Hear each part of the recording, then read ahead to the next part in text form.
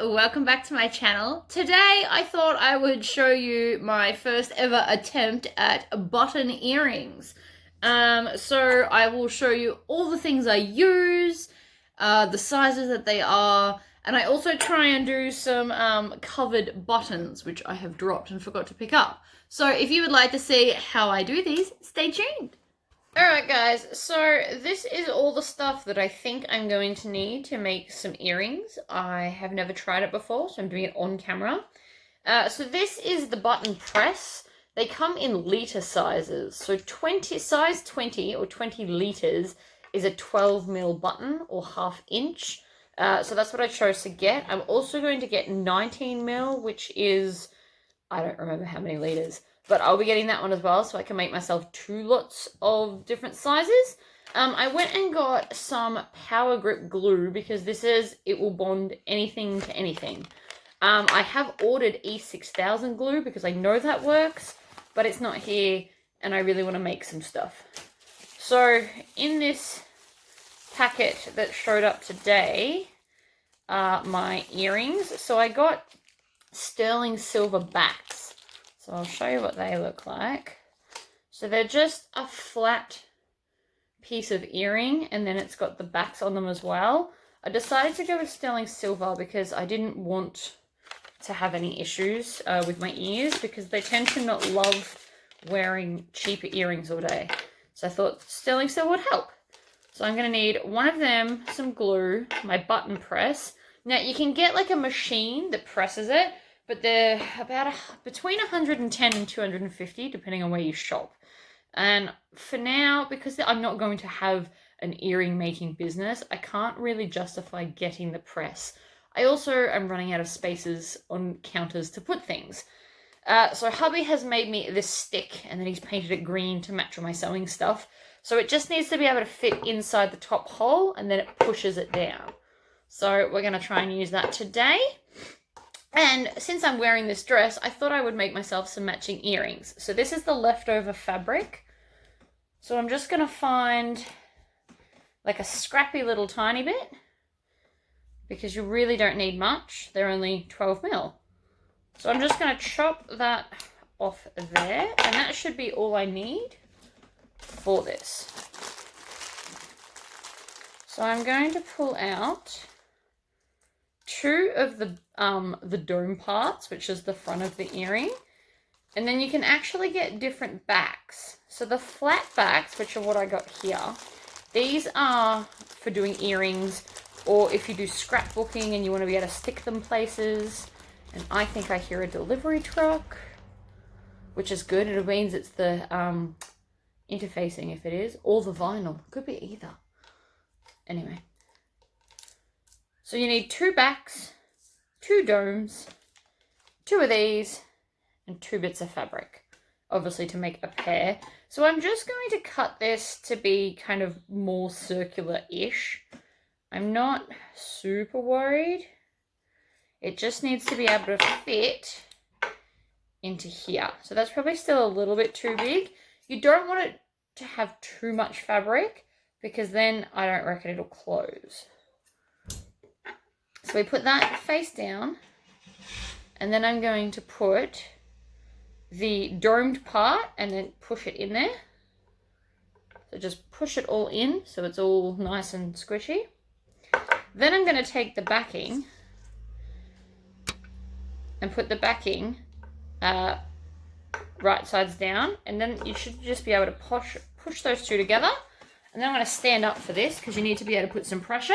So I'm just going to squish that down. And I failed dismally. I got close. Most of it went in, but I've just got this little bit here, which tells me I had too much fabric, which is fine. We'll try again. Obviously, there's like some magic formula for this that I just don't know yet. I imagine that your fabric wants to be exactly that size for the best results. So maybe if I make it that exact size, and I could probably make a template for this, or get a circular cutter or a hole punch, See, that's still a little bit too big. I also don't want to make it too small, because then it won't cover it. All right, that looks better. So let's try this one. So I'm going to put the dome part face down and then squish it in. Oh, I see what I did wrong. Okay. So I'm going to place it face down, and instead of squishing it in the way I am, I'm going to take my stiletto and use the close end to push it centered like that. And then that way, all of the fabric is also centered. I'm going to take my little pointer, just because I'm really worried about those edges, and I'm just pushing it so that it's all gathered in the center. Because one side was super straight, and that could potentially cause me issues. So I'm just bending it all over, and we're going to try it this way. So I'm going to put the back in there. Now that should stay in there, by the way, so you can just lift it up. And then I'm going to grab my stick and squish. Ah, success. Look at that. One super cool matching button earring. I'm quite impressed with that. Right, that one can go in the bin because I can't use it. So we're going to grab some more fabric. That's why I didn't have it far from me, just in case I botched it. Chop off some more. Now, obviously, I can get quite fancy. I could have had a pink earring because it obviously would still match. But I'm going with green because I love green. And I reckon there's got to be a way to make a template for this. So I'm just thinking about that now. I reckon if I got a piece of paper and made the size of that and then laminated it, I could then just trace around it. It's obviously a few extra steps, but I think that would work out quite well.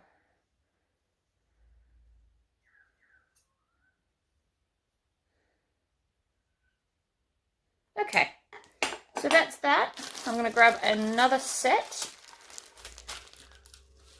Obviously, you probably will waste a few at the start so you get used to it, but I reckon I'll be all right in the end. So then I'm just going to push right in the center. Nope, that was not the center, because I didn't use the rounded end.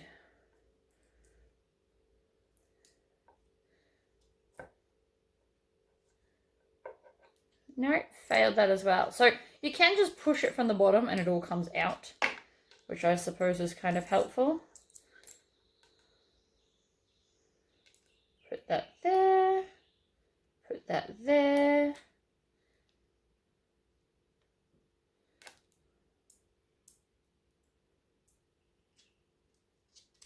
Okay, there we go. I'm just pushing all of the fabric to the center to make sure it's going to stay. And I can see that one edge was just a little bit too close to the edge, and so it wouldn't have covered, it would have stuck out like the other one. I'm sure there's a simpler way of doing this, but for now, this is just how I'm going to ensure it works. So we're going to put our back in, or not, like that. Pick that up, put that on there, grab my squishy stick. I like to stand up because it's meant to have like a weight. You're actually meant to hammer that, but it just, I don't really want to be damaging my table with a hammer. And there we go. So that one worked out really well. So now I've got the two outsides, and they are a different color, but they are still a set because that edge there matches that one. And then this one's just got like a cool swirl. So now let's try and turn them into earrings. I imagine this isn't super hard. Take some glue. Now with these, I never squeeze them to begin with because different brands are different amounts of liquidy. I know there's a word for it. I can't think of it right now. So I'm just going to, so it's not falling out like super glue, so that's a good start. So I always squeeze from the end. I find I actually get more ultimate control over the bottle if I do it from the end. And I just want to put a little bit in the middle.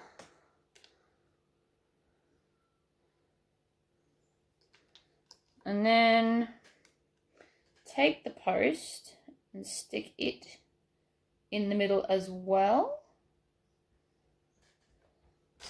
Now I've possibly used a little bit too much glue for that. That post is crooked, so I don't want to use it.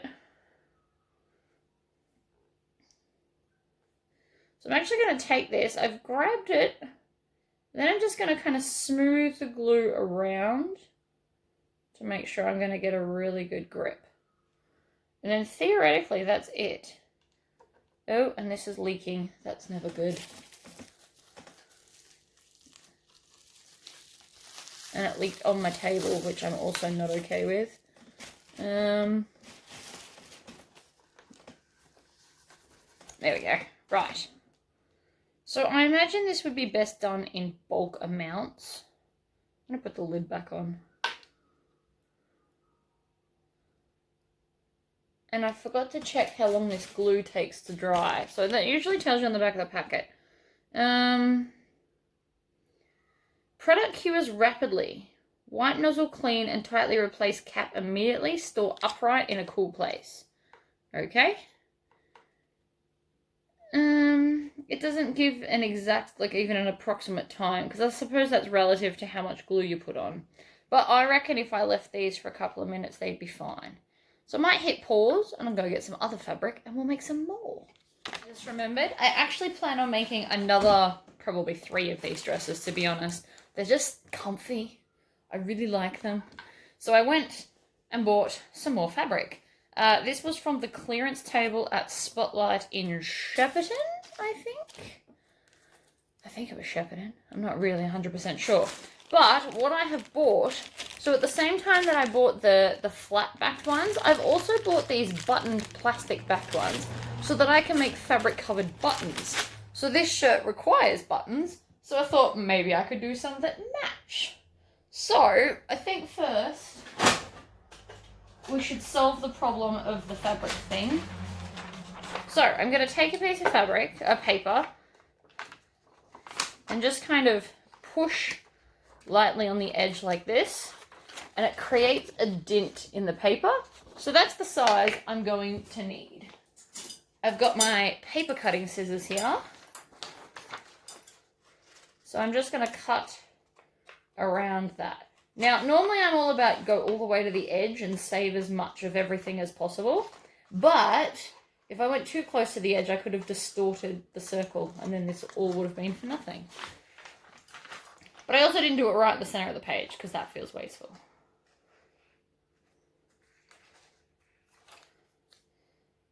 Okay, so that is now the size we need, and it is a 1-inch circle.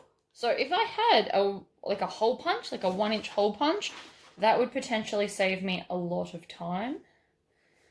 So I'm going to start near a selvage edge in the corner because it's very rare that I use this bit. So I'm going to chop that like so. And then I might even get a friction pen. So this is not like a permanent forever ink. It will also only be on the edges. And if I made this out of, if I actually just cut a 1-inch circle out of some clear plastic, I can fussy cut the buttons so that I can see what's right in the center, which actually might be a really good idea. So I've traced it enough that I can now cut it, and then this should just perfectly fit into the button maker.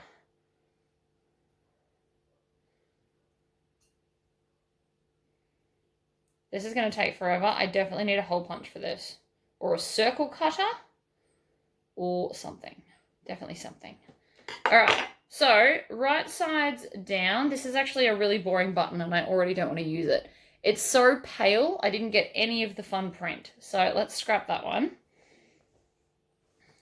I already know I wouldn't use it. So I want to get some of this like fun color. That's where I'm at. Even if I just got half of it like this. So again, I'm just roughly kind of drawing around the edge. It doesn't need to be perfect circle. Here we go. This one's going to be much better. So I've got a lot of the purple flower on this one.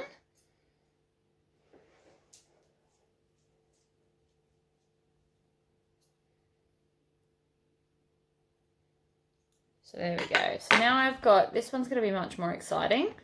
So I'm going to put that face down. It's still like a smidgen big, but I think that'll be okay. And then I'm going to cut this open. Although these, I'm pretty sure are the same as the other ones. It's just the backings that are different, but they send them in packs so that you get the right amount of everything. Alright, so pop that down. I'm even going to stick my finger underneath so that I can kind of guide this.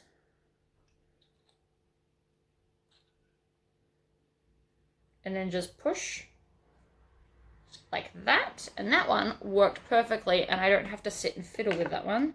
And then we're going to put the button back in so that the pointy bit faces down, so it's all smooth.